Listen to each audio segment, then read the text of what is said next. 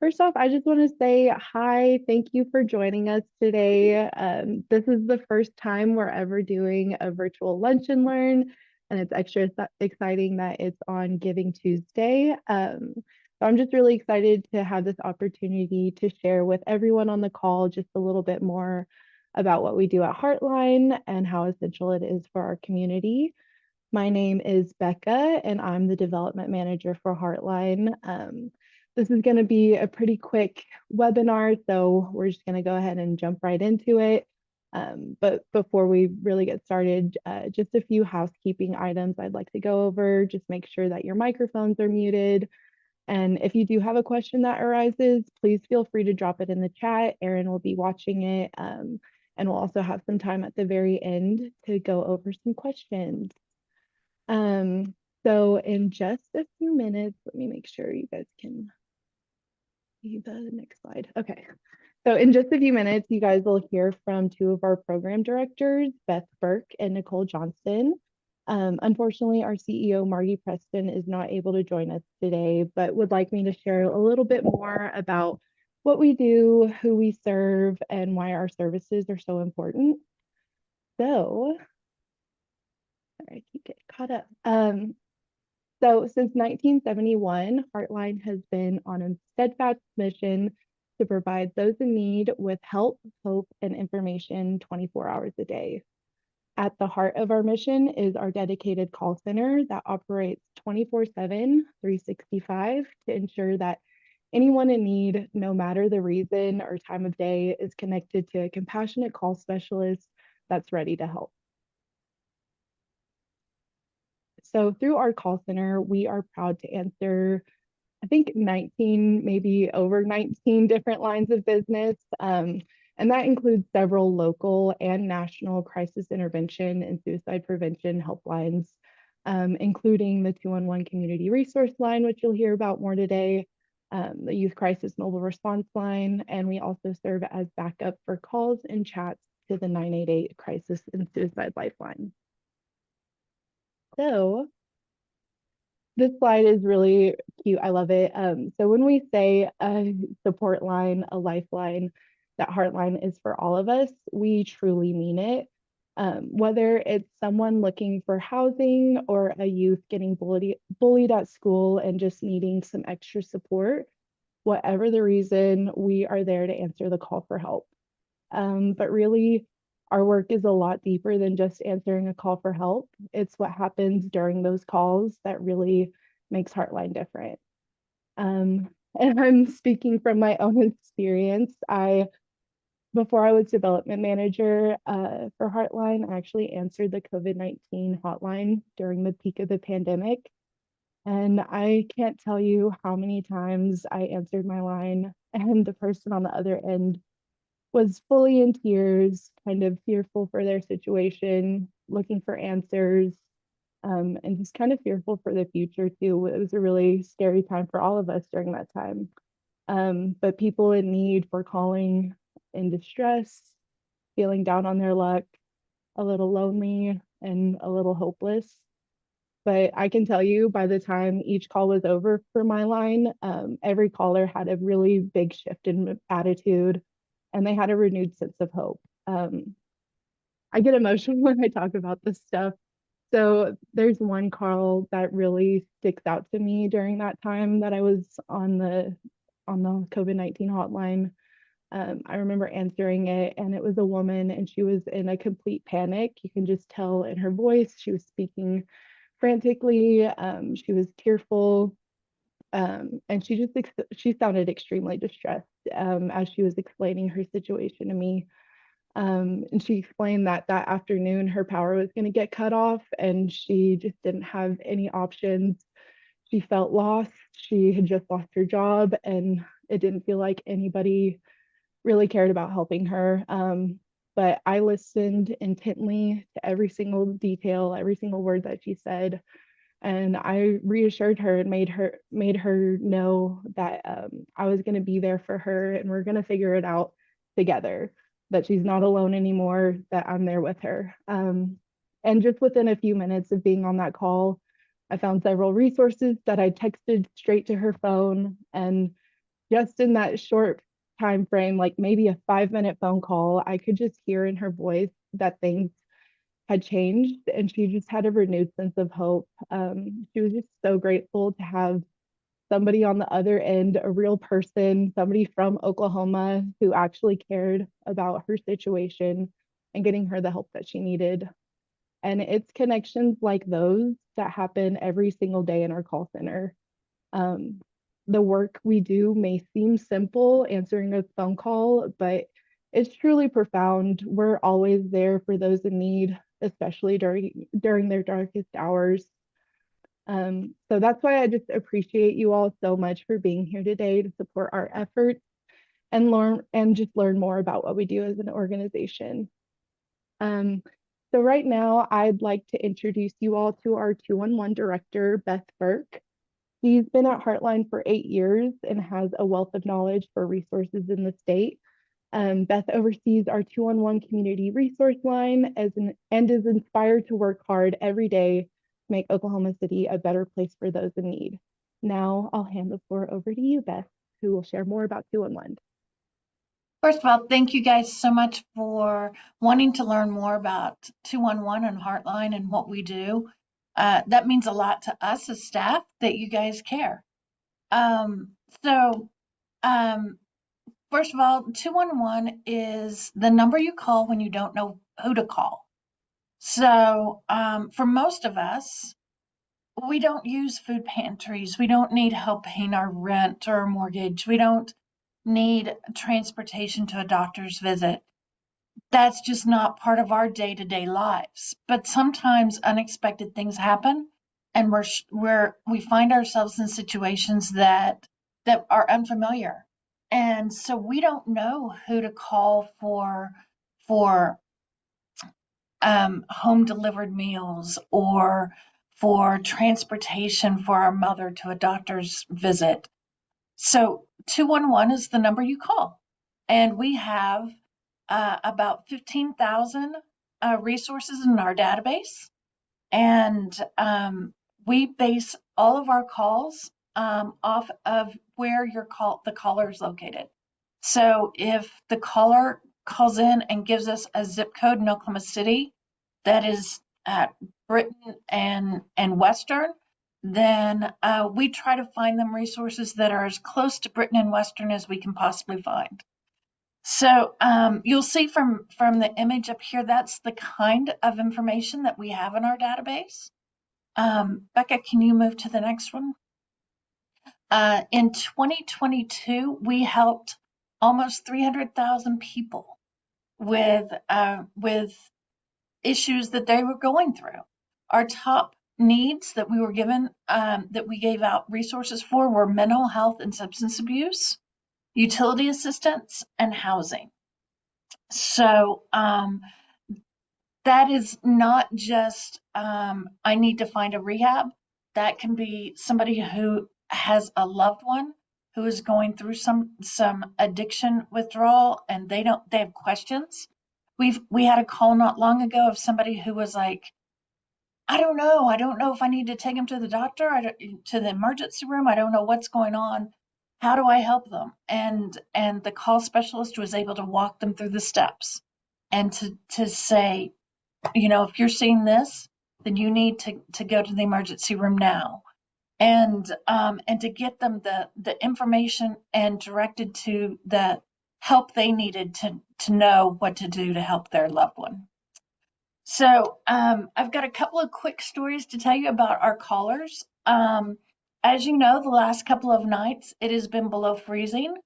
And we had a call over the weekend of a woman who was escaping a domestic violence situation that had gotten to the point where she grabbed her two kids and left over the weekend. And so she found herself in her car in Oklahoma City with a 2-year-old and a 5-year-old, and didn't have clothes, didn't have food, and didn't have money. And she was scared to go home because she didn't think she would make it out of there. And so she ended up sitting in a parking lot and called 211. And we were able to, first of all, de-escalate the call. All of our call specialists are trained on how to de-escalate the call, and to let the caller know that they're being heard. We do that by repeating what's being said to them to make sure we're clearly understanding the need. Then we connected her with the YWCA, and they were able to come out and meet with her, take her to a secluded location where she and the kids are safe, got them food in a heated apartment, and got them the help they need to deal with getting a protective order on Monday, getting food and money and clothing and all the basic needs that they're going to need while she goes through this separation. So that's the type thing of immediate help that we can help. Another thing that we do, about 20% of our calls are people who just need to talk. So not long ago, one of our call specialists, Joe, took a call, and when he answered it, the man said, "I don't need anything today. I'm just having a bad day." And Joe responded, "That's great. I'm glad you called. I feel lucky you talked to me." And so it turns out the man was going through a pretty contentious custody hearing for his 8-year-old daughter. And he said that he had not been a great father, and that he was really concerned that he was never going to see his daughter grow up because of the problems he'd had in the past. And so Joe said, "You know what? Let's talk about how you can be a better father." And they talked about changes he could make today that would make him a better father when he did get to be around his daughter. And at one point, Joe said, "You're the man, you got this." And the caller said, "Joe, you're the man." And they were like, bro bonding. And I promise you, at one point, they were singing the Rocky song to each other. And at the end of the call, Joe said, "You got this. No matter what happens, whether you get to see her once a month or every week, you're going to be a better father to her now than you would have been." And the caller said, "Joe, you changed my life today.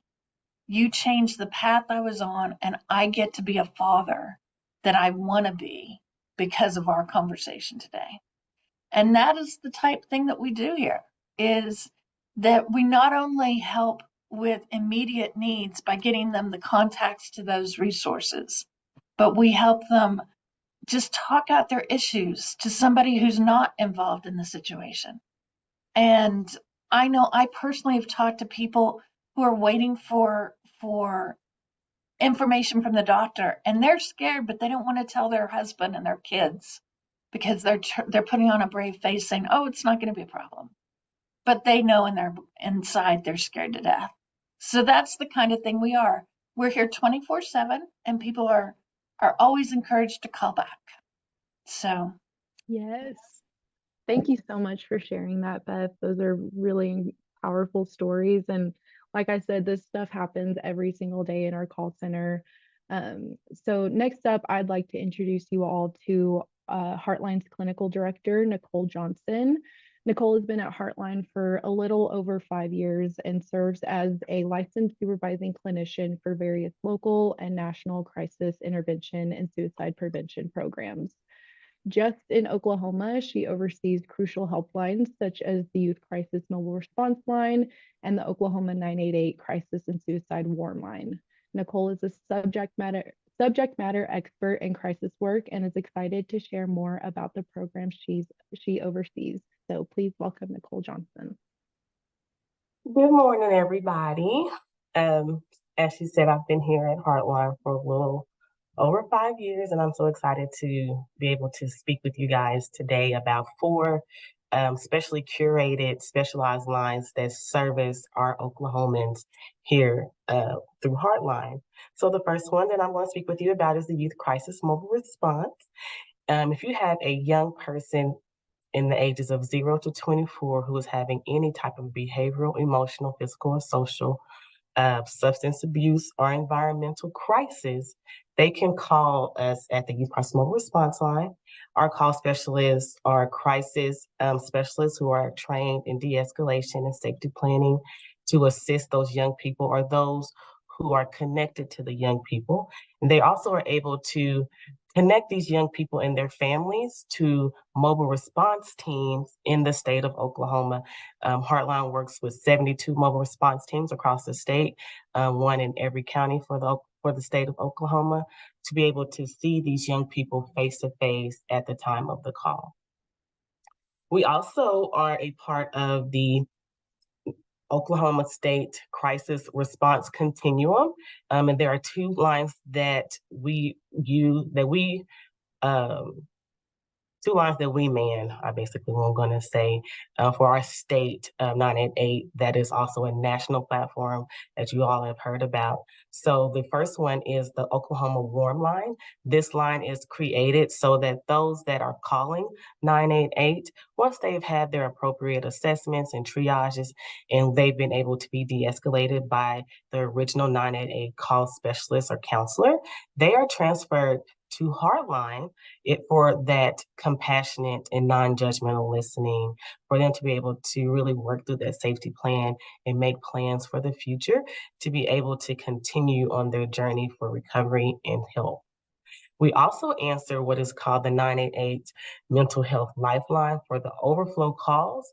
And so these Heartline is the official call center for Oklahoma's 988 overflow from Solari, which means that all the calls that come to 988 from Oklahoma, the ones that Solari is not able to take, we take here at Heartline to make sure that our Oklahomans are able to still speak with somebody even in those moments where there aren't enough call specialists at the original call center. And so here at Heartline, we are doing our very best to make sure that we are a part of the crisis continuum to make sure that our Oklahomans receive top services from other Oklahomans first.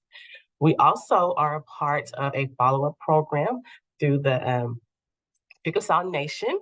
We handle what is called crisis follow-ups, and we follow up services that are provided to individuals that have received behavioral services from the Chickasaw Nation Clinic or any medical center.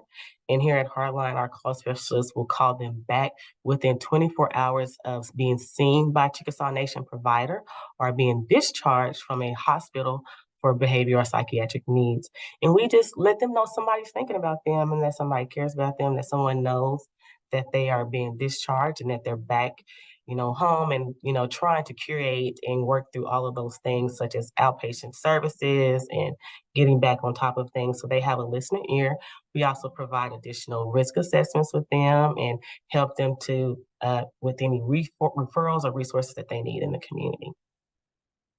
So here at Heartline, people ask us, why do we do what we do? And we do what we do because Oklahoma is really struggling in suicide. In America, suicide is the 12th leading cause of death. In Oklahoma, suicide is the 9th leading cause of death, which puts us at number 6 in ranking for the United States as far as amounts of suicide happening in our US. And then additionally, we have a lot of really, really hurting people here in Oklahoma. The second leading cause of death for ages 10 to 34 is suicide in the state of Oklahoma. And the third leading cause of death for ages 35 through 44. And so we do what we do because we need help and we are hurting.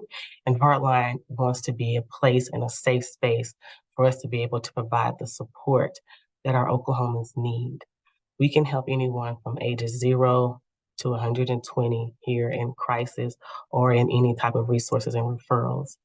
One of the things that really sticks out to me as a provider and someone who has answered the lines here is that we get a lot of college students who call. They call either the 988 Warm Line or the 988 Lifeline, or they also are calling our Youth Crisis Mobile Response line also.